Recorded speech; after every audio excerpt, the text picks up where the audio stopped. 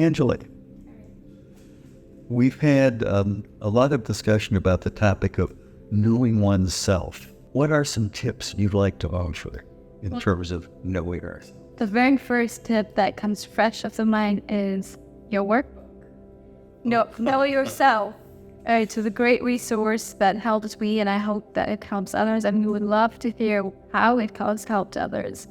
It is a great resource because it touches about every single aspect of life, whether it's emotions, feelings, tips on productivity, but more importantly, it is a discovery to know yourself.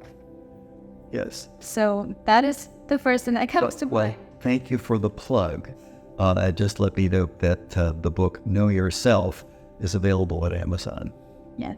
Now, back to our discussion. And that book really surfaces some of the key things that we should be asking ourselves from time to time. It is not just about who we are, but how do we even begin that process of knowing ourselves? And one thing that comes to mind is putting oneself in unusual situations. Oh, yes. They don't have to be uncomfortable, but they can be unusual. And they don't have to be big, uncomfortable situations. Right. But that's part of exploring the boundaries of who you are. You know, they say real life begins just beyond your comfort zone.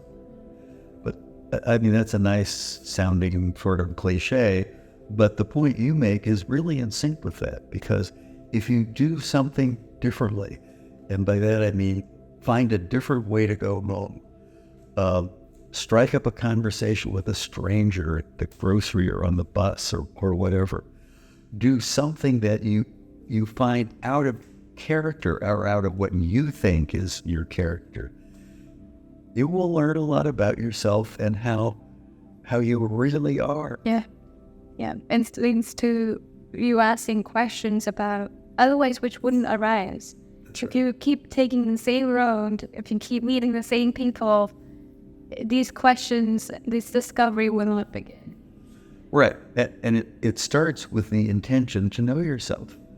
And once that crystallizes, once you say, yes, life would be better, fuller, more joyous if I knew myself in greater detail, and I think that's generally always true, then you have to start the path of asking. And one of the things to do, as you suggest, is just doing things differently occasionally, just occasionally.